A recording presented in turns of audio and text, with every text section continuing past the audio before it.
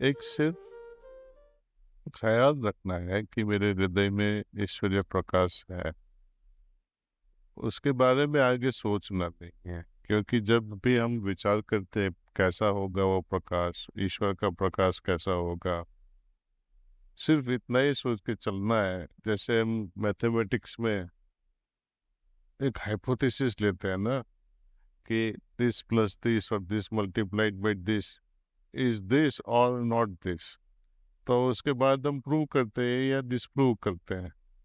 तो इसी तरह का हम एक हाइपोथेटिकल आइडिया रखते हैं कि हमारे हृदय में ईश्वरीय प्रकाश है। यदि है तो कैसा है, वो देखने का नहीं है, उनकी अनुभूति करने की है। विचार आए तो आने दो, इसके साथ लड़ो मत। यदि कोशिश करेंगे उनसे लड़ने की तो वो और जोश पकड़ेंगे। तो सिर्फ हल्का सा ख्याल करो कि हृदय में ईश्वरीय प्रकाश मौजूद है, उसमें ज्यादा जोर मत लगाओ। और कभी कभी ऐसा भी हो जाता है, बहुत सोच आ जाती है। जब हम स्टूडेंट्स थे तभी मैंने शुरू किया था ये ध्यान करने का सहज मार्ग पद्धति से। तो यंगस्टर्स थे, दोस्तों के साथ कभी कभी मूवीज में चले जाते हैं। कुछ गलत नहीं है, मूवी जाना है। लेकिन कई कई बार तो बहुत हो जाता है, 3 से 6 और 6 से 9, 200 हो जाते हैं फिर कभी कभी। और 9 बजे के बाद हम हमारे प्रिसेप्टर के पास चले जाते सिटिंग्स के लिए। तो मेडिटेशन के दरमियान जो मूवी देखी वो चलती ही रहती है। तो हमें भी सोचना है कि कैसी कैसी एक्टिविटीज हम ऐसी एक्टिविटीज में भाग ले जो हमें बहुत ज्यादा डिस्ट्रैक्ट नहीं करे।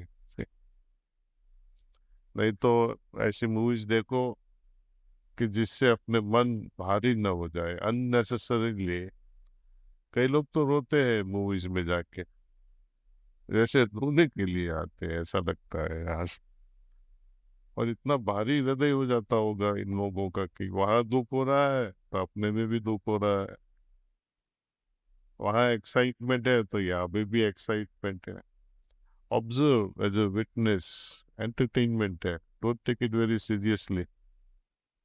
लाइकवाइज सब situation in life are like that, उसी तरह उसको ट्रीट करो। भगवत गीता में क्या बोलते हैं? विटनेस।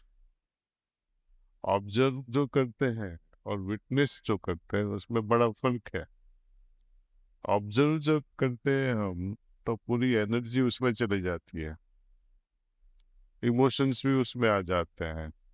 विटनेस करते हैं तो उसमें अपनी इनडायरेक्ट एनर्जीज आती है। सपोज हम रोड से जाते हैं, देखते हैं इधर उधर, और कुछ इंसिडेंट्स हम विटनेस करते हैं। विटनेसिंग बाद में हमें अट्रैक्ट करे तो वो ऑब्जर्वेशन बन जाती है।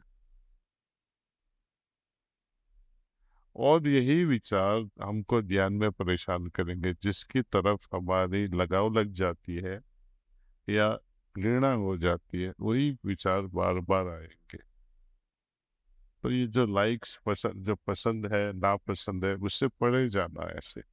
और वो धीरे धीरे ध्यान की पद्धति से हम वो हालत पर पहुंच जाते हैं जो अगेन भगवत गीता में बताया है।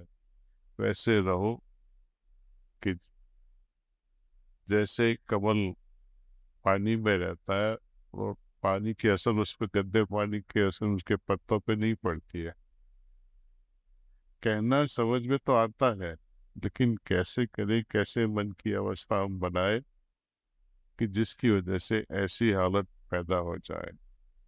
और ध्यान से ही होएगा, ध्यान से ही मन रेगुलेट होएगा, और रेगुलेटेड माइंड से ही हम ऐसी हालत पे पहुंच जाएंगे। तो शुरू शुरू में तो आपको विचार डिस्टर्ब करेंगे ही। 24 घंटे में आप 6 7 या 8 घंटे सोते हो या 10 घंटे सोते हो, बाकी के टाइम में आपके मन पे क्या हालत होती है? जहाँ मन जाते हैं वहाँ हम भागने देते हैं उसको, उस पर कुछ तरह की लगाम नहीं रखते हैं। और जब हम लगाम लगाने की कोशिश करते हैं ध्यान के दरमियान, वो कैसे मानेगा? हाँ, 14-15 घंटे माइंड इधर उधर बंदर की तरह भागता है, और सिर्फ आधे घंटे के लिए उसको एक एकता के लिए या एक एकाग्र होने की हम कोशिश करते हैं, तकलीफ तो होएगी ही। लेकिन ध्यान के माध्यम से धीरे धीरे धीरे वो रेगुलेट हो जाता है।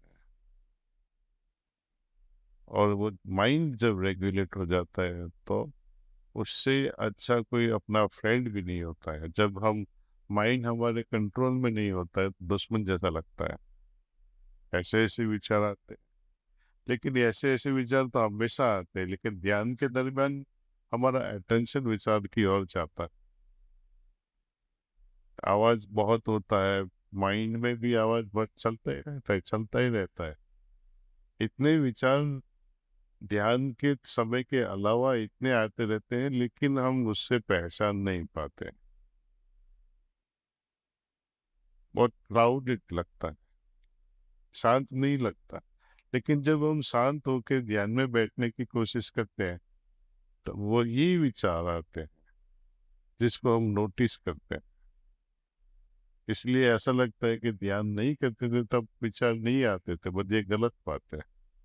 विचार को हम नोटिस करते हैं जब ध्यान में बैठते हैं, तब उसको रेगुलेट करेंगे तो ध्यान के बाद का जो समय भी है उस समय में भी हम अपने विचारों को रेगुलेट कर पाएंगे।